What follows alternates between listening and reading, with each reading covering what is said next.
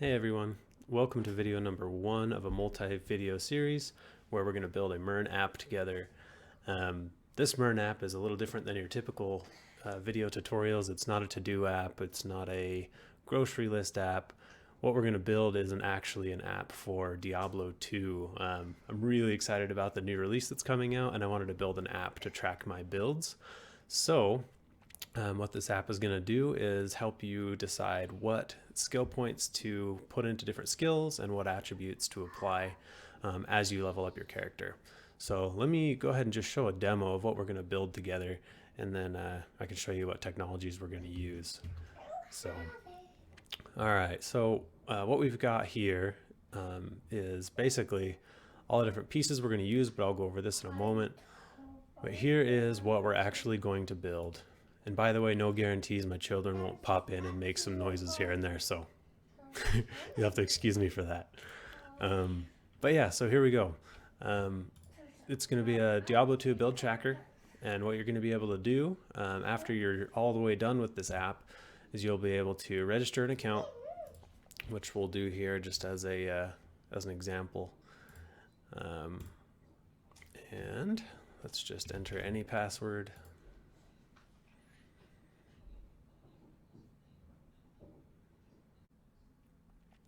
And then once your account has been registered, what you can do is you can go in and create a build for whatever character class you want. So for example, I'm going to go in here and create a build. We're going to call it a Daggermancer. I know that's a popular build, but I've never actually built one myself. And what we're going to say is that you use daggers and poison just as a very simple description. And then here's the character selection, right? So you choose one of the existing character classes. So we're going to say Necromancer, and we'll save that build. So then this is where the fun part comes in, right? So this screen will show you all the stuff you just entered. So it's a Necromancer, who created it, the description, and then since I'm the owner and looking at this, you can go in and either delete the build or edit the description that we just added. And then here's the main meat of why I wanted to build this app. So it shows the summary of the character, what level you're at, what skills you've allocated to the character, what attributes you've allocated, and in what like strength, dexterity, vitality, or energy, and those things. And then it shows you progression by level. So just to show you a full example, let's just level up here. What you do when you level up, so now you're level 2, you just have to go through and select which thing you did. So if you're doing dagger, maybe you'll start with like bone armor. So let's try that. And then vitality, we're just going to bump all 5 into vitality, assuming that's what we did in the game, and we'll hit save.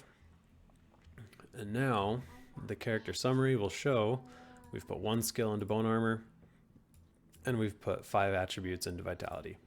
So that's basically the summary of what goes on here, and you can see our level 2. This is what we did. So yeah, that's kind of what's going on.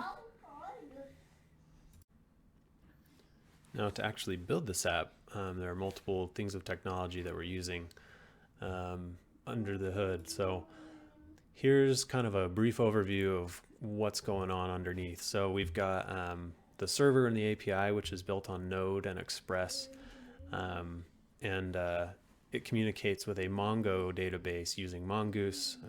And for this particular app, I used Mongo Atlas, which is their cloud solution for database. So you can host it on the cloud for free if it's a small enough tier.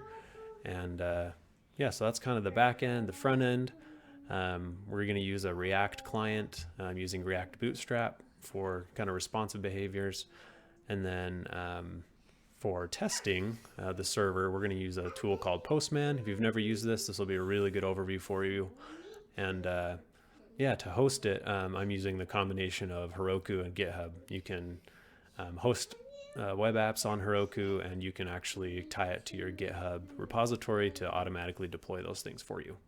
So these are the technologies. What we're going to do is first start with the API and Postman. We're not even going to use React for the beginning, but yeah, we're going to get the API set up, talking to a database, and through Postman, we're going to use all the functionality before we even do anything in React. So anyway, hope you enjoyed the video, and we'll see how the series goes.